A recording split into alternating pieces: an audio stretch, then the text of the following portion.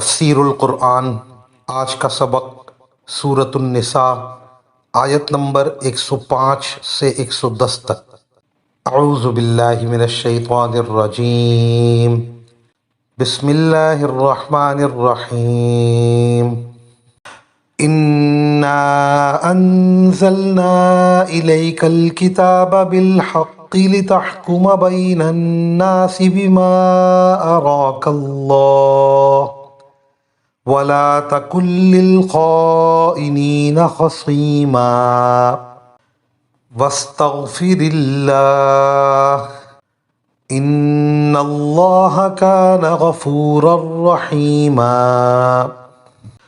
وَلَا تُجَادِلْ عَنِ الَّذِينَ يَخْتَانُونَ أَنفُسَهُمْ إِنَّ اللَّهَ لَا يُحِبُّ مَن كَانَ خَوَّانًا أَثِيمًا يَسْتَخْفُونَ مِنَ النَّاسِ وَلَا يَسْتَخْفُونَ مِنَ اللَّهِ وَهُوَ مَعَهُمْ إِذْ يُبَيِّتُونَ مَا لَا يَرْضَىٰ مِنَ الْقَوْلِ وَكَانَ اللَّهُ بِمَا يَعْمَلُونَ مُحِيطًا ہَا أَنتُمْ هَٰؤُلَاءِ جَادَلْتُمْ عَنْهُمْ فِي الْحَيَاةِ الدُّنْيَا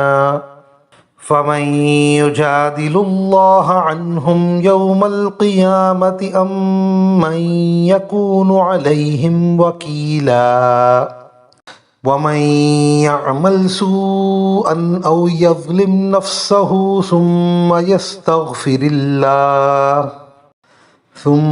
يَسْتَغْفِرِ اللَّهَ يَجِدِ اللَّهَ غَفُورًا رَّحِيمًا۔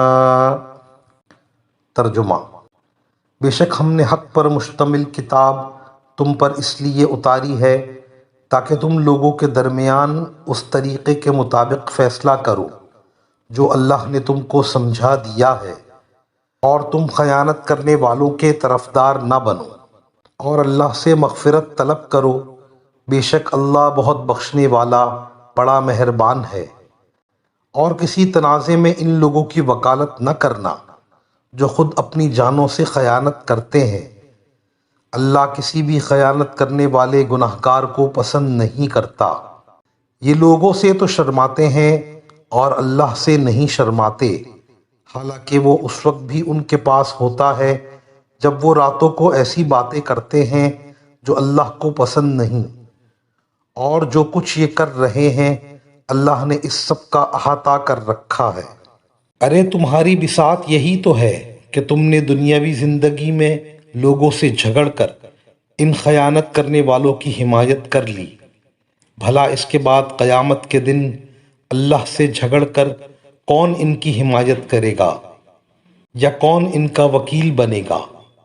اور جو شخص کوئی برا کام کر گزرے یا اپنی جان پر ظلم کر بیٹھے پھر اللہ سے معافی مانگ لے تو وہ اللہ کو بہت بخشنے والا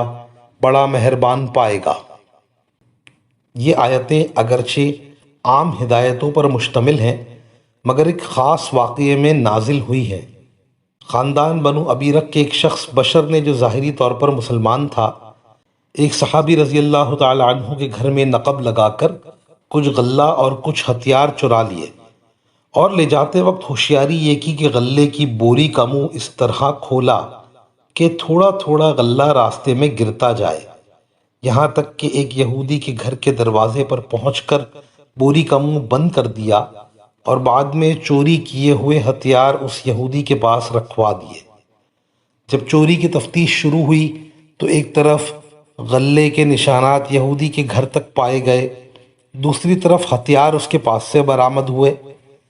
اس لیے شروع میں حضرت صلی اللہ علیہ وسلم کا یہ خیال ہونے لگا کہ یہ چوری اسی یہودی نے کی ہے۔ یہودی سے پوچھا گیا تو اس نے کہا، ہتھیار تو میرے پاس بشر نامی شخص نے رکھوائے تھے،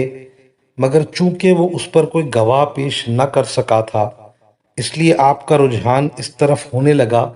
کہ وہ جان بچانے کے لیے بشر کا نام لے رہا ہے۔ دوسری طرف بشر کے خاندان بنو ابیرک کے لوگ بھی بشر کی وکالت کرتے ہوئے اس بات پر زور لگا رہے تھے کہ سزا بشر کے بجائے یہودی کو دی جائے۔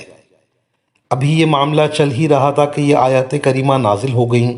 اور ان آیات کے ذریعے بشر کی دھوکہ بازی کا پردہ چاک کر دیا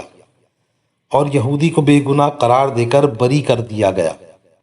بشر کو جب راز فاش ہونے کا پتہ لگا تو وہ فرار ہو کر کفار مکہ سے جا ملا اور وہاں کفر کی حالت میں بری طرح اس کی موت واقع ہوئی۔ وآخر دعوانا ان الحمد للہ رب العالمین۔